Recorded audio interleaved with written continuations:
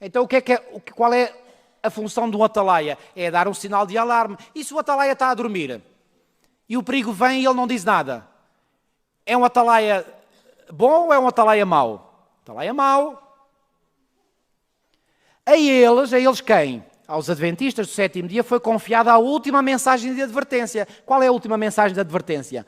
Ao mundo a perecer. Sobre eles incide maravilhosa luz da palavra de Deus. E agora repare o que é que nos é dito a seguir. Confiou-se-lhes uma obra da mais solene importância. Qual é essa obra da mais solene importância? A proclamação de quê? Da primeira, segunda e terceira mensagens angélicas. Nenhuma obra há de tão grande importância. Não devem eles permitir que nenhuma outra coisa lhes absorva a atenção. Não são palavras minhas. Qual é a obra que deve ser feita acima de todas as outras? A pregação de quais mensagens? As mensagens do primeiro, segundo e terceiro anjo. Já agora, em relação àquilo que o Ricky dizia esta manhã, a mensagem do primeiro anjo ainda podemos considerar que é uma mensagem positiva, embora falar do juízo. Temei a Deus e dar glória, porque vinda é a hora do seu juízo. Mas olhem que a segunda e a terceira mensagem, sobretudo a terceira, não venham dizer que são mensagens positivas. São mensagens mesmo para sacudir. São mensagens de advertência. E não devem eles quem? Os adventistas do sétimo dia, sobretudo os atalaias, permitir que nenhuma outra coisa lhes absorva a atenção. Agora, ligando uma coisa à outra, Ellen White disse que a apostasia seria constituída por heresias que tentariam minar o quê? Os alicerces da nossa fé. Alicerces, ou seja, plural.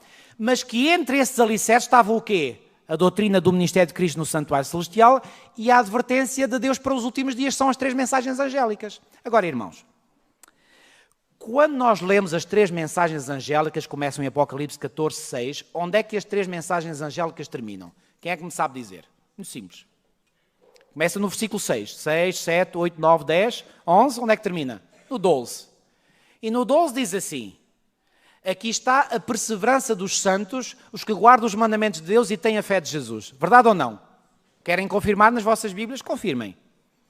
Sabem o que é que isto significa, irmãos? Vamos ser muito pragmáticos, terra a terra. Porque muitas vezes, quando se fala de três mensagens angélicas, alguns perguntam assim: bem, eu já ouvi isso muitas vezes, mas isso traduzido por miúdos quer dizer o quê? Então eu vou traduzir por miúdos. O que quer dizer é muito simples. Todos os que aceitam de coração a primeira, a segunda e a terceira mensagens angélicas, sabem o que é que fazem? Guardam os mandamentos de Deus e têm a fé de Jesus. Traduzido por miúdos é isto. Está dito. Então, o que é que leva as pessoas, nos últimos dias, a guardar os mandamentos de Deus e a fé de Jesus? Desculpem-me a minha repetição. É receberem as três mensagens angélicas. Dito de outra forma, as três mensagens angélicas levarão as pessoas a guardar os mandamentos de Deus e a ter a fé de Jesus. Está agora mais simples na vossa mente? Então reparem, se há heresias que vão sobretudo combater essas mensagens dos três anjos, então tem que ser heresias que combatam o quê? Que combatam a predisposição que o Senhor quer colocar em mim para obedecer aos seus mandamentos e ter a fé de Jesus. Está claro isso, sim ou não? Irmãos, eu não sei se estou a fazer uma má interpretação, mas eu não consigo interpretar de outra maneira. Já agora, venham lá atrás, desculpem lá, meu querido, anda lá para trás outra vez. Vamos lá ver outra vez. Mais. Aqui, exato, aqui. Portanto, e especialmente, quais são as heresias? Especialmente quanto ao ministério de Cristo no santuário celestial. E já agora, o que é que Jesus está a fazer no santuário celestial? Está a fazer o quê? Nós usamos uma expressão como advento. O juízo investigativo. Isto é a primeira mensagem angélica. Mas, especialmente quanto ao ministério de Cristo no santuário celestial e à mensagem do céu para estes últimos dias, que já vimos que são as três mensagens angélicas. Então, as heresias, os erros, tentam minar o quê? Minar um fundamento da nossa fé, que é a compreensão que temos do ministério de Cristo no santuário celestial, e tentam minar as três mensagens angélicas. E agora? Deixem-me ler, estou quase a terminar, irmãos. Deem-me só mais uns minutinhos e eu vou terminar. Deixem-me mostrar agora aqui, neste livro que eu tenho aqui, precisamente aqui no capítulo 24, o Alfa e o Ômega, na página 194, diz assim: a batalha está em andamento. Satanás e seus anjos estão trabalhando com todo o engano da injustiça. São incansáveis em seus esforços para desviar almas da verdade, da justiça, para espalhar a ruína pelo universo. Olhem aqui. quereria pôr de parte a Deus e a Cristo. Quem é que quereria fazer isto? Claro, Satanás e os seus anjos. Que foi feito carne e habitou entre nós para ensinar-nos o quê? Que em obediência à vontade de Deus podemos ser vitoriosos sobre o pecado. Sabem qual é uma das heresias que faz parte, quanto a mim, da apostasia ômega? É tentar minar a convicção de que não é possível sermos vitoriosos na luta contra o pecado. Isto é apostasia ômega. Isto é apostasia ômega. Porque a apostasia ômega é composta por uma série de quê? De erros, de falsas doutrinas que tentam minar o ministério de Cristo no santuário. Ou melhor, a compreensão. Ninguém mina o... Cristo está lá no santuário. Ninguém pode ir lá ao céu e tirá-lo de lá. Reparem, não é a realidade que se muda, mas é a compreensão que as pessoas têm na mente do que Cristo está fazendo hoje no santuário celestial.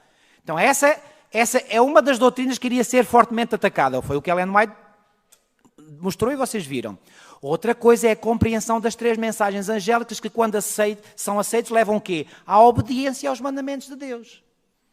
Então reparem, o que é que esta heresia tenta fazer? Tenta minar a ideia de que não é possível uma obediência. Irmãos, aqui deixem-me dizer-vos uma coisa. Eu já ouvi muitos, às vezes, criticarem aqueles que defendem este ponto de vista como eu, que é possível pela graça. Atenção, quando nós falamos em vitória sobre o pecado, a vitória sobre o pecado não é possível, sublinho bem, com os nossos esforços, por muito melhores que eles sejam. Só é possível se a graça e o poder do nosso querido Salvador Jesus Cristo habitar no coração de cada um de nós. Aí sim é possível. Porque Paulo disse, Jesus disse, em mim nada podeis fazer. E Paulo diz, posso todas as coisas naquele que me fortalece. Então alguns às vezes dizem assim, essas pessoas que falam isso são perfeccionistas. Não, irmãos. Eu nunca ouvi um suposto perfeccionista defender a ideia que nós conseguimos vencer o pecado por nós mesmos. Mas também nunca ouvi nenhum perfeccionista dizer eu já atingi a perfeição absoluta. Também nunca ouvi. Se os há, se há desses, então esses são mesmo perfeccionistas. Isso, a verdade seja dita. Mas daqueles que eu conheço, nunca ouvi ninguém a dizer eu já sou santo, eu já atingi a plenitude da santificação. Não, ninguém está a dizer isso. O que estamos a dizer é que acreditamos que no poder do Senhor é possível vencermos isso. Porque se não fosse possível, nós fazíamos de Jesus um mentiroso e um injusto. Quando ele disse à mulher adulta, vai e não peques mais, o que é que ele pediu dela? Não peques mais. Reparem, não peques mais, então, mas se isso não fosse possível, Jesus estava a pedir uma impossibilidade àquela mulher. E se estava a pedir uma impossibilidade, estava a ser o quê para com ela? Estava a ser injusto. Sejamos coerentes e claros. Então, qual é uma da apostasia ômega? É esta ideia que tenta minar a ideia de que nós não podemos ser vitoriosos. Isto é a apostasia ômega. E ela está bem instalada no nosso meio hoje. Para terminar. Vamos voltar, peço desculpa, onde estávamos. A seguir. Ok, foi aqui. Mas os marcos, olhem aqui, palavras dela. Mas os marcos que nos tornaram o que somos devem ser quê? Preservados. E agora reparem aqui, eu pus a verde. O verde é a cor da esperança. Isto é uma nota de esperança. Reparem, apesar de a Igreja ser confrontada, e está a ser confrontada, com o iceberg da apostasia ômega, o que é que a visão que Deus deu a Ellen White nos disse? Não é, irmãos, escutem isto por favor, não é o iceberg que leva a melhor sobre a Igreja, é a Igreja que leva a melhor sobre o iceberg. Fixem isto, irmãos. Eu estou cansado de ouvir alguns irmãos dizerem esta igreja está aí de mal a pior. Não há solução para esta igreja. Há solução! E há solução porque é o Senhor, é o comandante desta igreja que está no supremo comando desta igreja. Esta igreja não pode falhar. Esta igreja vai vitoriosa até ao fim. Haja as heresias que houver no nosso seio, mas esta igreja vai vencer o iceberg, vai ser vitoriosa. Irmãos, desculpem-me a minha emoção, mas eu não consigo falar de outra maneira. Não me venham dizer, eu estou farto de ouvir pessoas a dizer que esta igreja está aí de mal a pior. Não está!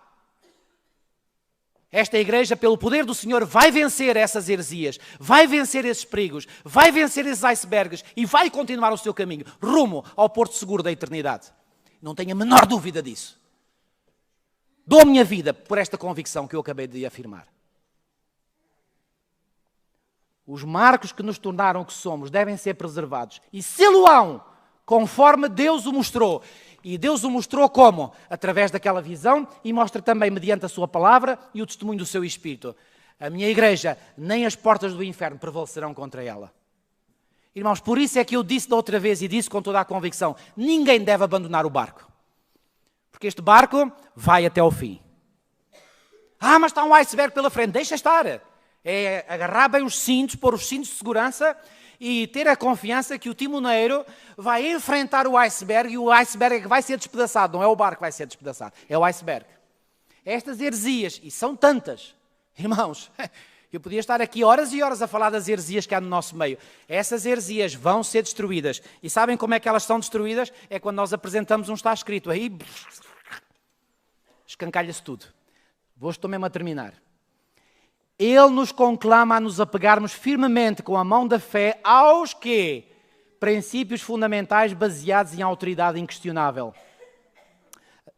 Agora, deixem-me rapidamente dizer isto. Quais são os grandes marcos do Adventismo? Os nossos irmãos americanos costumam dizer que as 5 verdades são os 5 S's. E eu tentei fazer ali uma alteração para ficar S's também, vocês vão perceber porquê. A primeira grande verdade, que é uma verdade fundamental, é um alicerce da nossa fé. É a crença na segunda vinda gloriosa, visível, audível de Jesus Cristo. Ninguém ouse colocar esta crença em causa. A segunda vinda de Cristo é um pilar fundamental da fé adventista. Outro pilar fundamental, o santuário. Ninguém ouse copiar o Dr. Desmond Fora. Não vai longe. O Dr. Desmond Fora foi-lhe retirada a credencial. Quanto a mim, foi um erro não o terem retirado como membro da igreja. Andou a solapar, morreu há meses atrás. Andou a solapar e continua a solapar, as suas ideias continuam a solapar a mente de muitos. Já agora eu não disse, não foi só a profecia que ele pôs em causa. Ele apresentou um outro evangelho, que anda também a solapar. E esse outro evangelho diz que nós somos apenas justificados de forma jurídica e, portanto, Deus declara-nos justos e acabou, está feita a justificação. Não, esse não é o Evangelho da Palavra de Deus. O Evangelho da Palavra de Deus inclui isso, sim, está certo, mas não fica por aí. O verdadeiro Evangelho é o Evangelho que nos justifica na altura, declara-nos justos juridicamente, mas traz a nós o poder para uma transformação do caráter.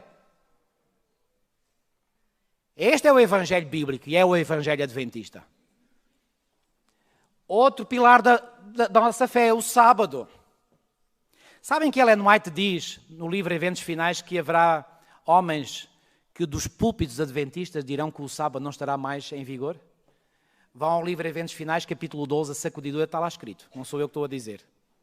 Sábado é um pilar da nossa fé, indestrutível. Outro, estado dos mortos, lá está, em inglês é state of the dead. Eu tirei o e pus ali um apóstolo. Estado dos mortos. A compreensão que temos que os mortos não sabem coisa nenhuma. Estão num sono. E no sono não sabem o que é que se passa. Portanto, se os mortos não sabem coisa nenhuma, todas essas ideias de que é possível entrar em contato com os mortos, isso é tudo diabólico. E é para fugir disso a 7 pés. E finalmente, Spirit of Prophecy, Espírito de Profecia. Quem é verdadeiramente adventista do 7º dia, aceita o Espírito de Profecia. E sabem porquê que aceita? Porque em Apocalipse 12:17 é dito do remanescente final que guarda os mandamentos de Deus e tem o testemunho de Jesus. E o que é o testemunho de Jesus? Em Apocalipse 19:10 diz que o testemunho de Jesus é o Espírito de Profecia. Então não me venham dizer, eu sou adventista, mas eu rejeito Ellen White. Não é adventista, desculpe, mas não é. Porque um pilar fundamental da fé adventista é acreditar no Espírito de Profecia. Eu tive um colega de teologia que dizia que o avô era adventista e que achava que Ellen White era uma bruxa. Bom, eu disse assim, olha, bruxa era o teu avô. Também...